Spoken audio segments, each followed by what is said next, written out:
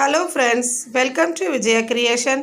நம்ம இன்றைக்கி என்ன பார்க்க போகிறோம்னு பார்த்தீங்கன்னா, சிக்கன் குழம்பு தான் வைக்கலான் இருக்கோம். எல்லோரும் ஒவ்வொருத்தரும் ஒவ்வொரு மாதிரி பண்ணுவாங்க. நான் என்னோடய ஸ்டைலில் பண்ணியிருக்கேன். உங்களுக்கு பிடிச்சிருக்குன்னா லைக் பண்ணுங்கள். வாங்க வீடியோக்குள்ளே போகலாம். அதுக்கு 3/4 கிலோ சிக்கன் எடுத்து வச்சுருக்கிறேன். நான் அதை கழுவி மஞ்சப்பொடி போட்டு கழுவி எடுத்து வச்சுருக்கேன். வெங்காயம், வெள்ளைப்பூடு, அப்புறம் இஞ்சி, ஒரு பிஞ்சளவு பெருஞ்சீரகம், ஒரு ஸ்பூன் அளவு எண்ணெய் விட்டுக்கோங்க.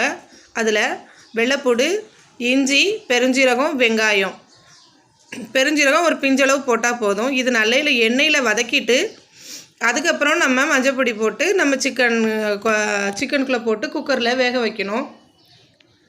எல்லாருமே இஞ்சி வெள்ளைப்பூடை பச்சையில் தான் பேஸ்ட் ரெடி பண்ணுவாங்க. இது ஒரு வித்தியாசமாக வதக்கி அதை ரெடி பண்ணால் நம்ம சிக்கனில் உள்ள அந்த கொச்சையே இல்லாத மாதிரி பண்ணலாம். இதை வதக்கி இப்போவும் மிக்சியில் அரைச்சி எடுத்துக்குவோம். இப்போது 2 தக்காளி எடுத்து நறுக்கி வச்சுருக்கேன். அதை ஒரு பேனில் நம்ம ஏற்கனவே வதக்கின அந்த இஞ்சி வதக்கின அந்த பேனில் போட்டு தக்காளியும் வதக்கி அதையும் அது கூடவே போட்டு நம்ம அதை பேஸ்ட் மாதிரி ரெடி பண்ணிக்கலாம்.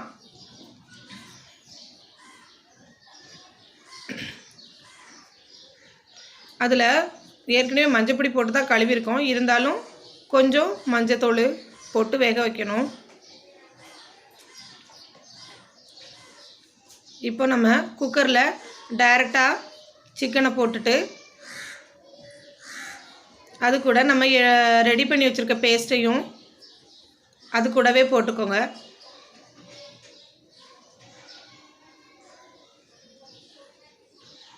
இப்போ அந்த மிக்ஸி ஜாரையும் லைட்டாக கழுவி அந்த தண்ணியை மட்டுமே வேக வைக்கிறதுக்கு யூஸ் பண்ணிக்கலாம். வேறு எதுவும் தண்ணி விடணும்னு அவசியம் இல்லை. இப்போ நம்ம அதுக்கு தேவையான உப்பு போட்டுக்கோம். நல்லா கையை விட்டு கிளறி மசாலா எல்லாம் சிக்கனில் சேர்ற மாதிரி எடுத்து விட்டுட்டு இப்போ குக்கரில் விசில் போட்டு மூடி ஒரு 2 விசில் வச்சுக்கோங்க. போதும்.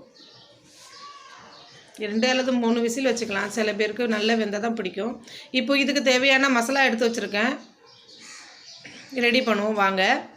ஒரு பேன் எடுத்துக்கோங்க. அதில் ஏற்கனவே நம்ம வதக்கின அந்த பேன்லேயே கூட நம்ம வறுத்துக்கலாம்.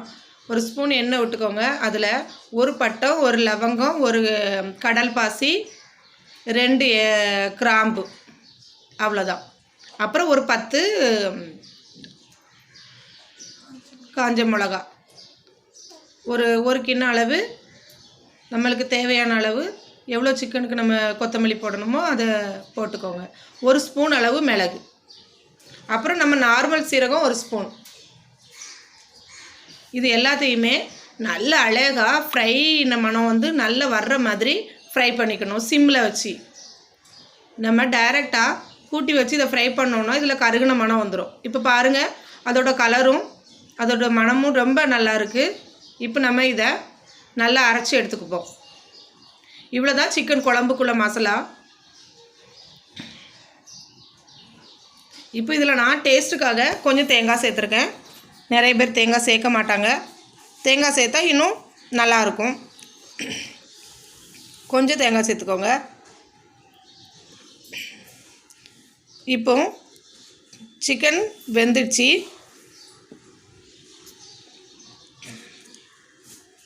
நல்லா கிண்டி விட்டுட்டு வெந்துட்டான்னு பார்த்துட்டு இப்போ நம்ம ரெடி பண்ணி வச்சுருக்கிற அந்த கொத்தமல்லி, மிளகாத்தூள், சீரகம், பட்டை, கிராம்பு எல்லாம் இருக்கு இல்லையா, அதை அது கூட போட்டுக்கோங்க.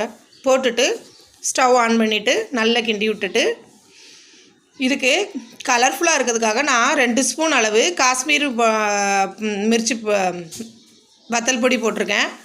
அது கலர் மட்டும்தான், அதில் காரம் கிடையாது. நல்லா கொதிக்க விடுங்க. இப்போ கொஞ்சம் கொத்தமல்லி இலை நறுக்கி வச்சுருக்கேன், அதையும் போட்டுக்கோங்க.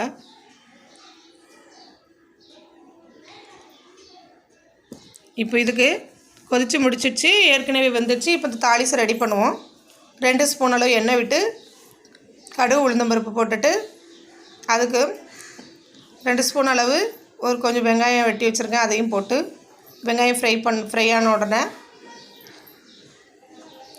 அதுக்கு ஒரு 2 பத்தை இலை அதில் போட்டுட்டு கொஞ்சம் கருவேப்பிலையும் போட்டு அது நல்லா ஃப்ரை ஆகுங்க. வெங்காயம் நல்லா ப்ரௌனியாக இந்த தாளிக்கிறதுக்கு நம்ம ரெடி பண்ணணும். அப்போ தான் அந்த சிக்கன் குழம்பு செம்மையான ஒரு மணம் வரும். இப்போ நல்லா ஃப்ரை ஆகிட்டு பாருங்கள் எப்படி இருக்குது தாளித்தது. இந்த மாதிரி செஞ்சு பாருங்கள். ரைஸ் கூட ரொம்ப டேஸ்ட்டாக இருக்கும் சிக்கன் குழம்பு. இந்த வீடியோ உங்களுக்கு பிடிச்சிருந்துச்சுன்னா லைக் பண்ணுங்கள், ஷேர் பண்ணுங்கள், கமெண்ட் பண்ணுங்கள். ப்ளீஸ் விஜயா கிரியேஷனுக்கு சப்ஸ்கிரைப் பண்ணுங்கள்.